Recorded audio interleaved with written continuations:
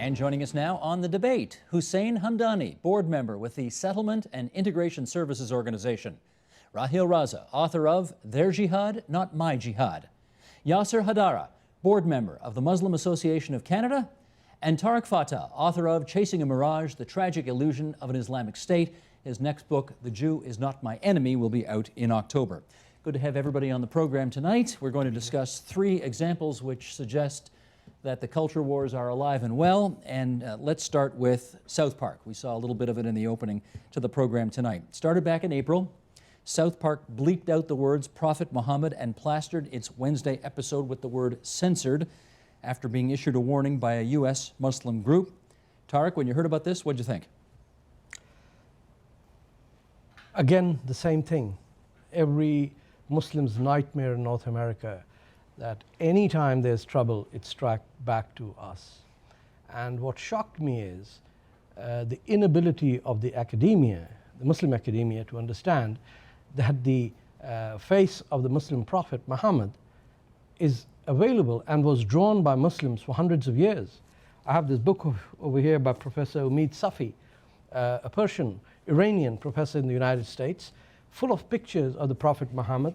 It has pictures, paintings. Here he is. It's on keychains in Iran. There is a painting of the first wife of Prophet Muhammad, Khadija, proposing to him in his house. These are respectful paintings, oh, though, yeah, as opposed to satirical cartoons. No. But the point, what has happened in the last 150 years is that Muslims generally have started believing that the graphic image of the Prophet is worthy of death. Let me get something on the other side of the table. Hussein Hamdani, what do you say? Well, I don't necessarily disagree with Tarek on some things that he's saying. That I think it was unfortunate that the reaction reacted the way it did. The funny thing about South Park is that they did portray the Prophet Muhammad in July 2001. Hardly a peep from anybody.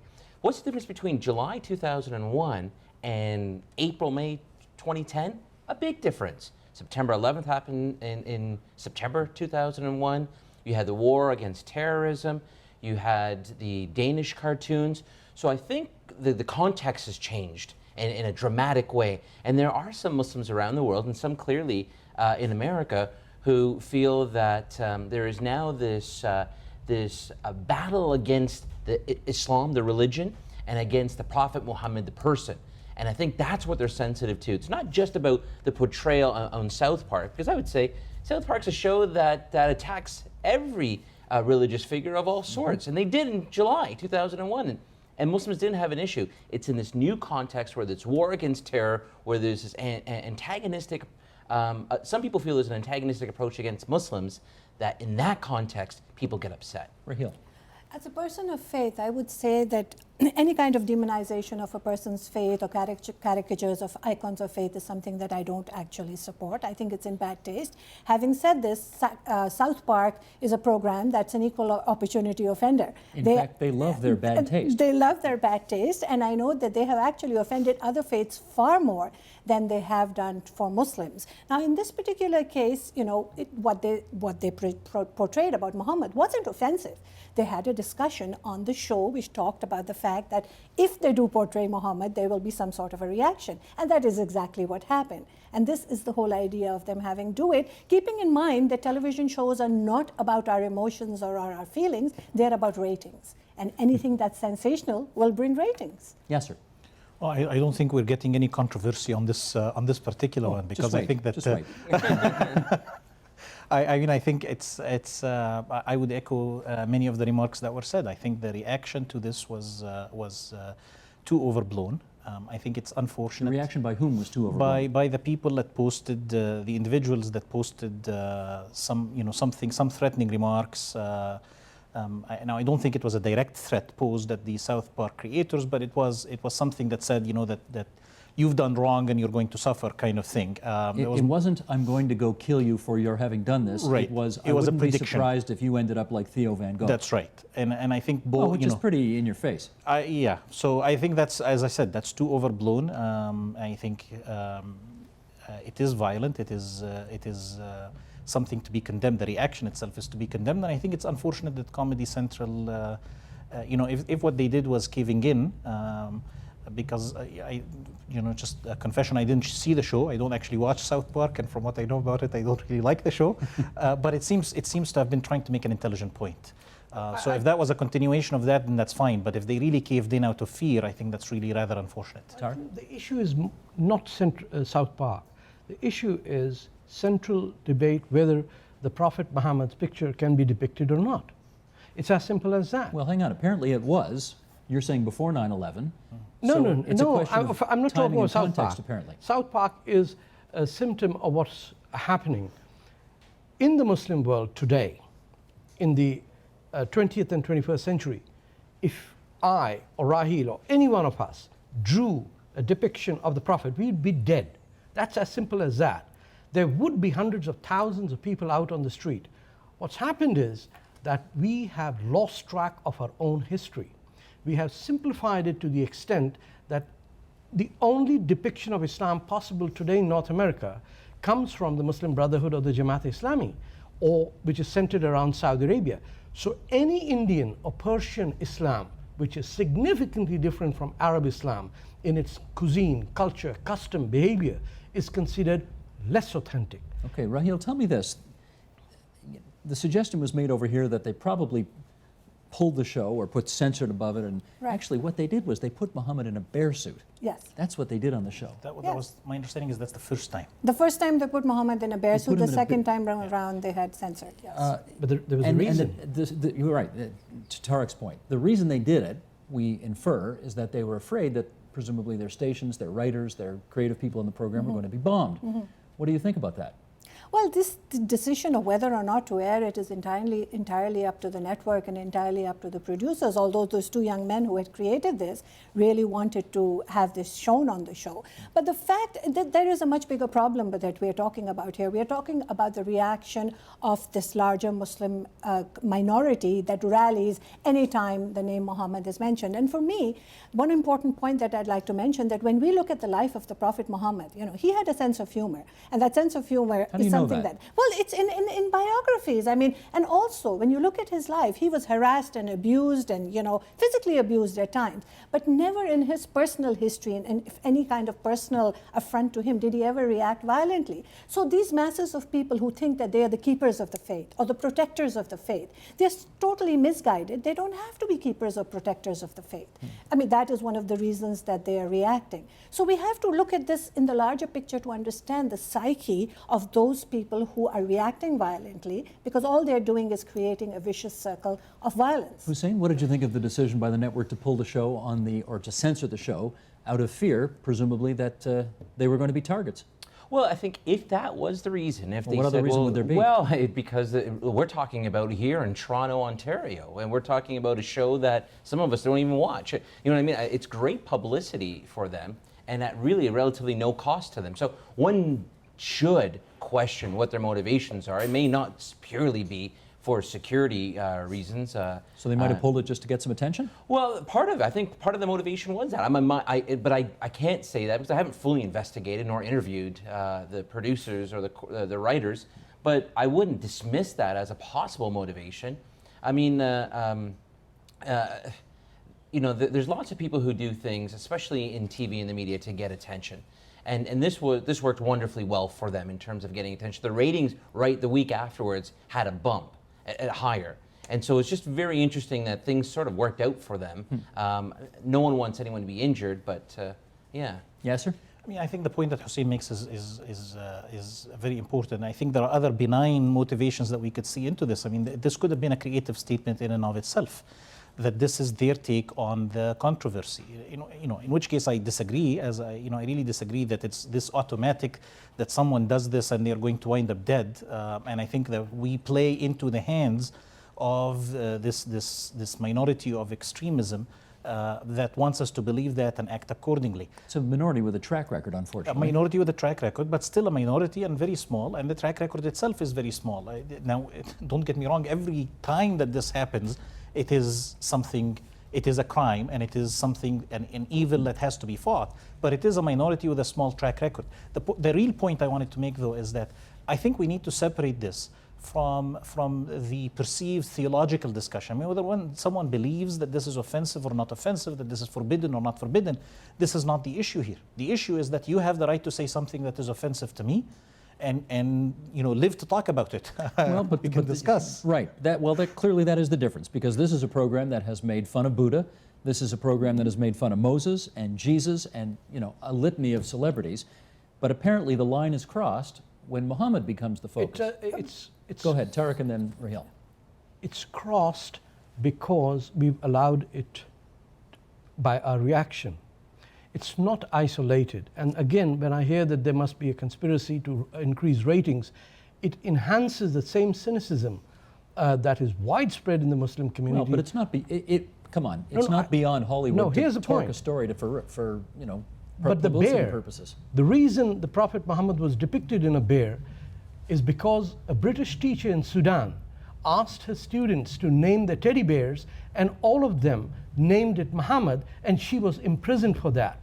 That's the government of Sudan, one of the most respected in the Islamic circles, the most oppressive, that has a genocide on its hand. We are not offended by a genocide of Darfuris, and we're offended by South Park. What does it say about the leadership of the Muslim community, even in North America? Raheel, what does it say?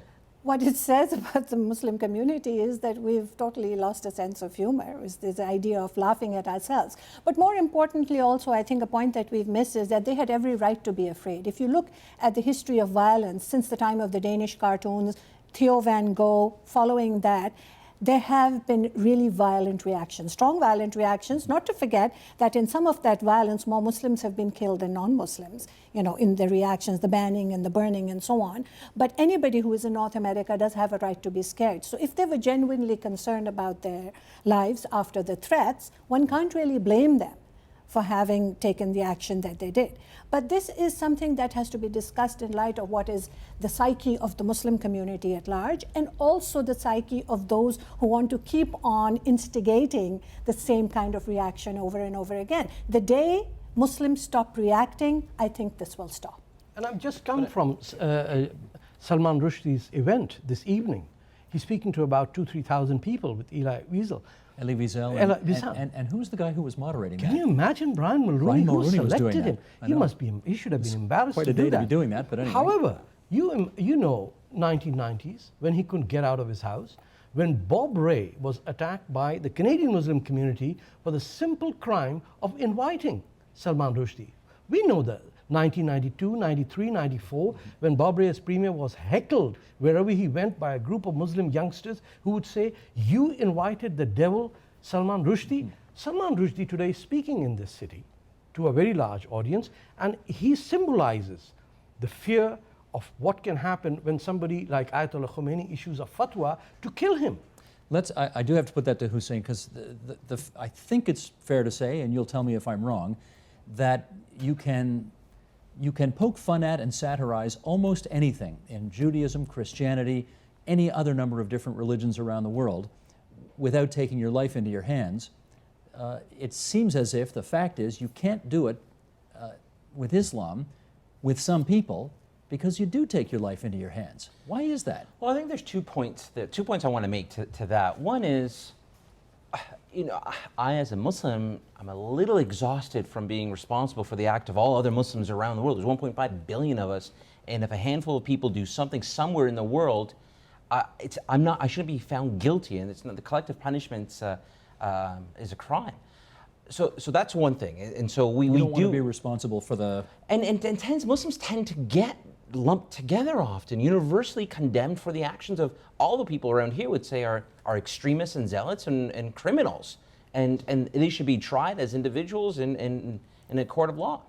The second is, I think from a theological perspective, though, I think Muslims have, and I'm trying not to be too judgmental on other religious communities here, I try to be very respectful here, but I think the connection that Muslims have with their Prophet Muhammad, although these are all prophets of God that we believe, but the Muslims connect with the Prophet Muhammad in a way that's different, I think, than the way other communities connect with their prophets or their religious figures. And that can't be lost in this discussion, because there are many Muslims who look to the Prophet Muhammad as their guide, as their example. as someone that they try to characterize in their daily being. And so that's not an excuse to attack anyone who criticized the Prophet Muhammad, but you need to get that, you need to find that context and that connection. I hear what you're saying, and Yaser, let me try this with you. The idea of, let me put it this way, the Catholic Church, we all know what the sins of some in the church have been. A minority of people within the Catholic Church have brought untold misery to numbers of people around the world and terrible publicity and so on to the church. And you probably won't find people who are more offended, outraged, and want to get to the bottom of this than Catholics. We don't get that sense. You say you don't want to be on the hook for the tiny minority that is perpetrating this, but we don't get the sense that the leadership of the Islamic community is out there, trying to talk some sense into those who are perpetrating this evil. Why is that? I don't know why. I don't know why you don't get that sense, because that is what's happening in the community. You think it is happening? I know for a fact that it's happening. Well, no, okay, we can have a difference, but I know for a fact that it's happening because I've stood in multiple places, and I'm not an exception. I'm not even the leading figure within the community, but just as anybody else within my community, I stand up and say this is ridiculous. And we speak to this from a principled standpoint. It's not just, oh, this looks bad on television, don't do it. This is something that is anathema to my faith. It is anathema to what I believe.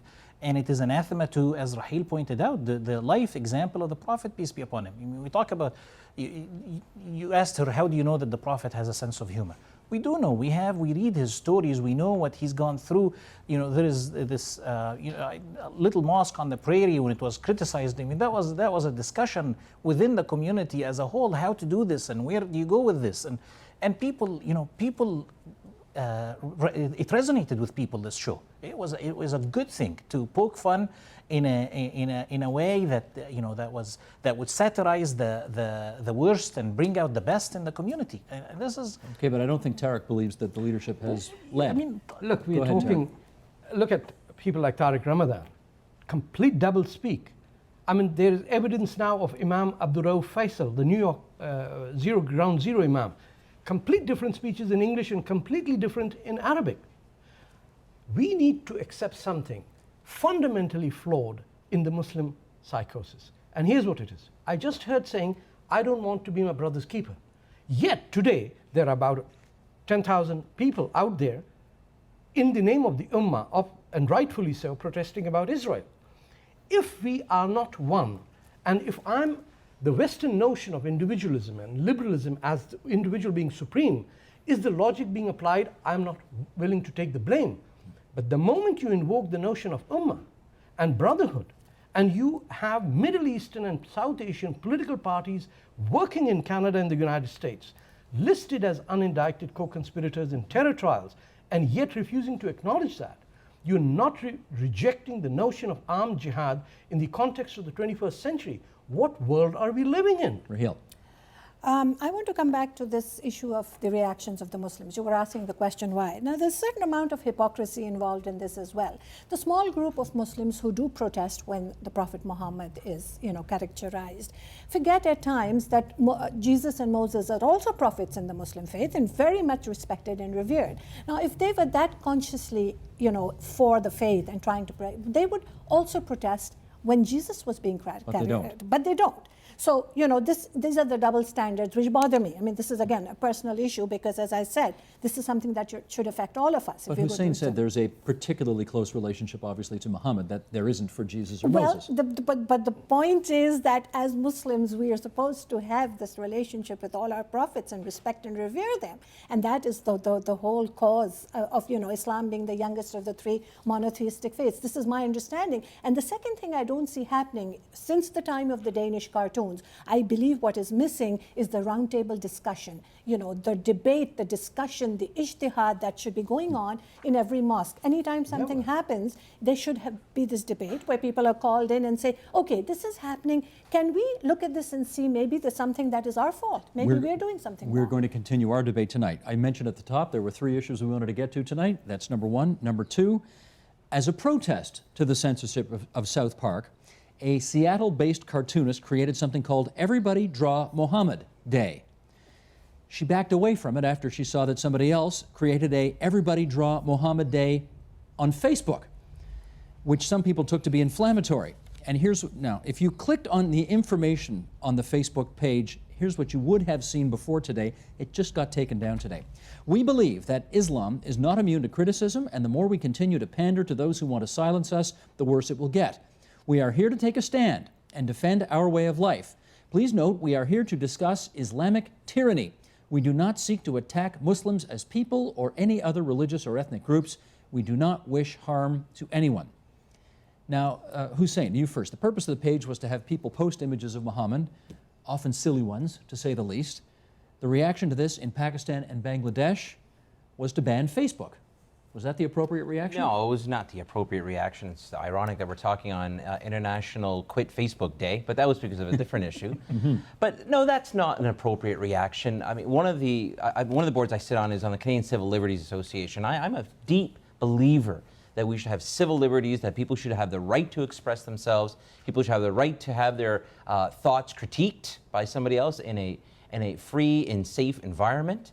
Banning Facebook in Pakistan did little to alter anyone's opinion on this issue. My problem with that particular Facebook page is if we want to discuss Islam, if we want to discuss plurality within the Muslim world, having a contest or some type of contest to depict very satirical, even negative, or even offensive pictures of the Prophet Muhammad wasn't the way to do it either. So you have two negatives here. If you want to have a discussion about Islam and about Muslims, let's have it. Well, but part of that, I guess, in a Western-style democracy, the right to satirize, to poke fun at, is all part of the discussion.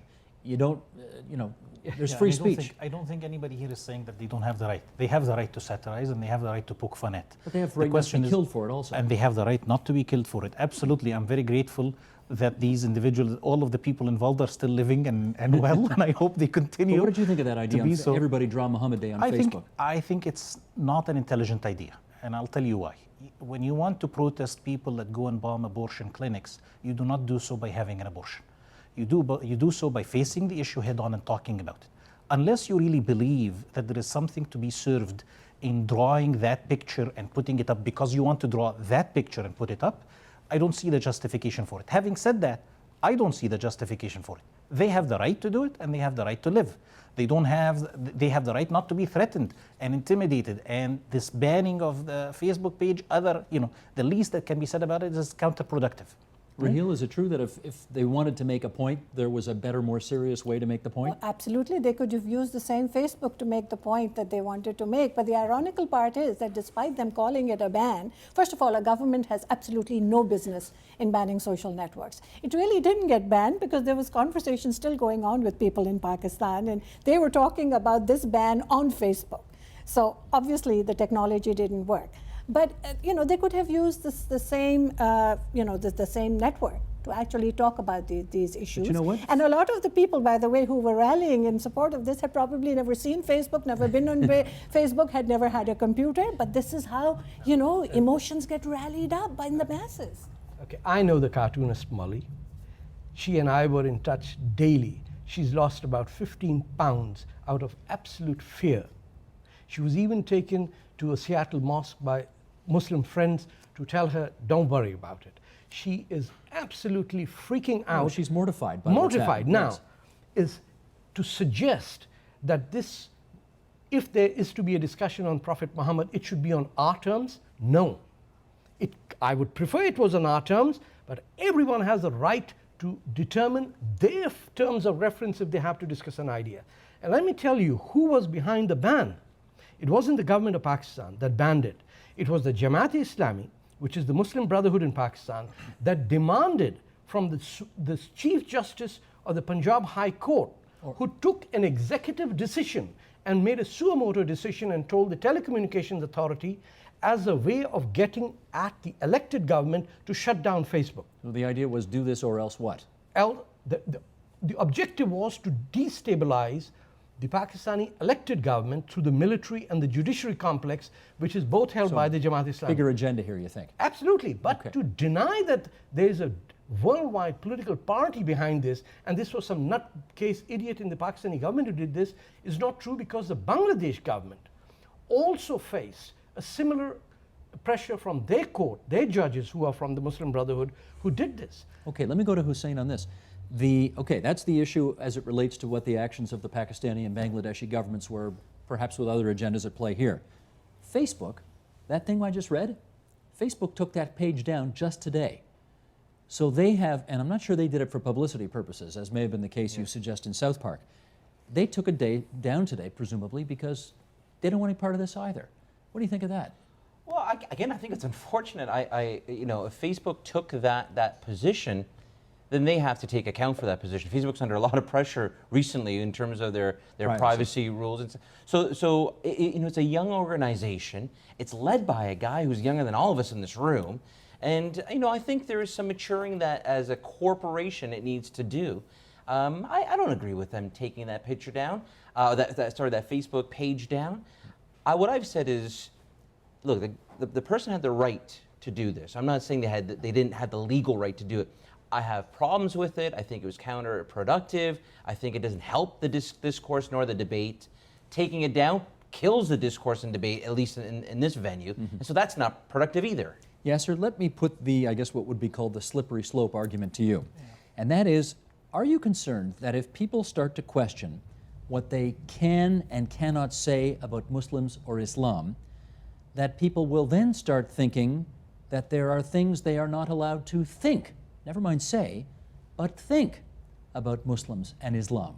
Well, I would hope that we always, all of us, are thinking about what we can and cannot say about anyone else. You know, words can be as powerful as physical violence sometimes, and I think we have to be careful what we say and say exactly what we mean and say it at the right time and in the right way. So no, I don't buy the slippery slope argument. I think that there is a common sense line, and it's not a fixed line, and it's not a very high contrast black and white line, but there is a common sense line between what you can and cannot say. I've got to follow up. You say we have to be careful about what we say. Absolutely. That's not, some will say that is not consistent with Western democratic values. Then they haven't been living in Western democratic societies. When we talk, there are so many issues. When we talk about them, we have to exercise sensitivity. You mentioned the example of the Catholic Church, for example. When I talk about that issue, I have to be very sensitive to everyone involved, not least the families, not least groups that are being scapegoated and categorized over this, not least the Catholic community that has suffered much pain over this. So when I go out and talk about this issue, I have to be conscious of what I'm saying and the possible impact of my words. Tarek. This amazes me that I'm hearing this on the show. The whole reason of the French-American revolutions and Voltaire and Rousseau and the creation of the nation state or the Charter of Rights and the Universal Declaration of Human Rights of 48 is that I have the right to think and say whatever I please as long as I do not commit libel and slander. That's not true. I've never questioned, first of all, I've never questioned. Just a second. The issue over here is that we need to figure out that there are certain countries in the world where we can have this discussion, and there are certain places on earth where we cannot. And the fact is the 4 Muslims over here are discussing this on the agenda. Yes. You and I could not have this discussion in a mosque, and you know that. Okay, Absolutely let him not respond. true. I disagree with you. I mean, just because I've had this discussion in a mosque. So are you having it with the people who you agree with? That's not true. Go ahead. I've had this discussion in multiple settings. I've had it on university campuses, I've had it in mosques, I've had it in study circles. I can have this discussion wherever I have the courage to take it. I've never said that people don't have the right to speak. That has actually been my consistent point throughout the night.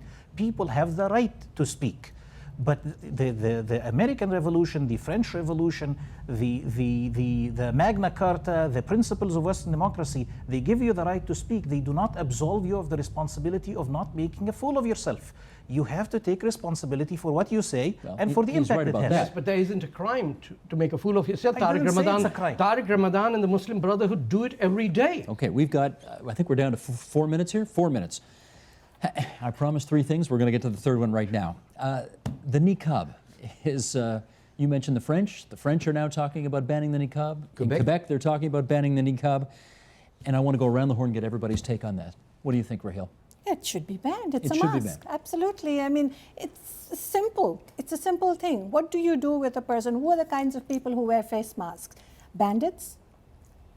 You want to make an equivalent between bandits and women who wear the niqab? Well, anyway, no, I'm talking about a mask. First of all, we have to identify what is a niqab. Maybe people don't know. A niqab is a face covering. It's a mask, right? And what does one do with a mask? You have to see the identity of the person. It's a very simple thing. We're living in North America. So you want to ban it? Yes, Hussein? I do support Absolutely it. not.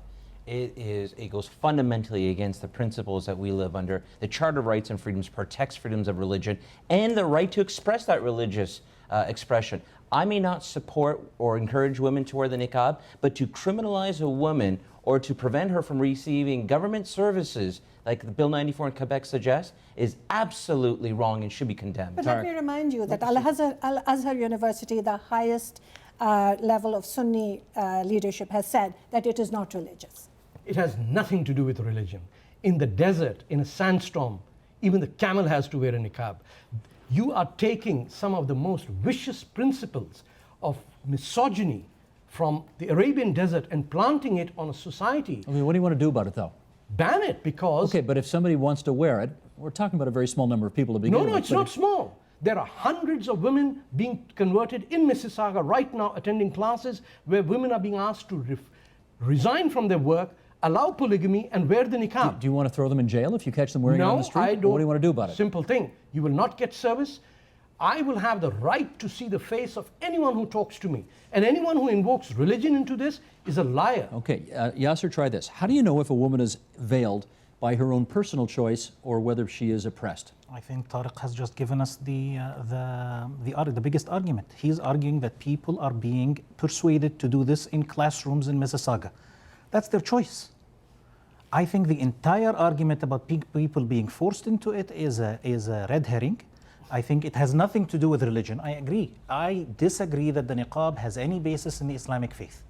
I agree that it has nothing to do with religion, and I think that is irrelevant to this discussion. We're talking about people's freedom to believe as they wish and to act as they wish. And if we say anything else, then we've missed the point of the entire past 45 minutes. We've been talking about freedom of expression. Should they be Then we have KKK, we have Ku Klux Klan, then we have bank robbers with stockings saying I have the right to hide my face. The KKK kill people and bank robbers steal money. Yes, and so do these women. These women, Let me tell you, women just want to cover their face. Mullah Umar escaped wearing a burqa, niqab.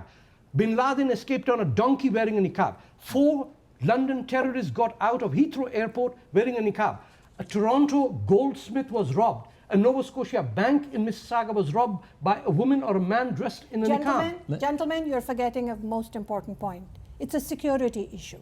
It's an identity issue and it's a safety issue. I have worn a burqa and tried to drive, and let me tell you, there is no peripheral vision. So it is a security and safety issue, and that definitely, when you balance it against freedoms and rights, comes into play. So it is a discussion. Two small points to that. First of all, the security issue and the safety issue always comes up last in this discussion. When all of the other points have been dismantled, then we fall onto that. Oh, I've which always again said tells from me day it is one, really security and safety. this is every a point. fig leaf, exactly. This You is have a no fig idea leaf that is used to cover. You have no The last idea thing- how delighted I am that you guys are still going strong, but we're out of time.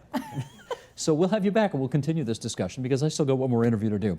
Hussein Hamdani and Yaser Haddara, thank you for being there on the right-hand side of the table. Tarek Fatah and Raheel Raza on the other side of the table, still going strong. Thank you all very much. I'm glad you didn't say left.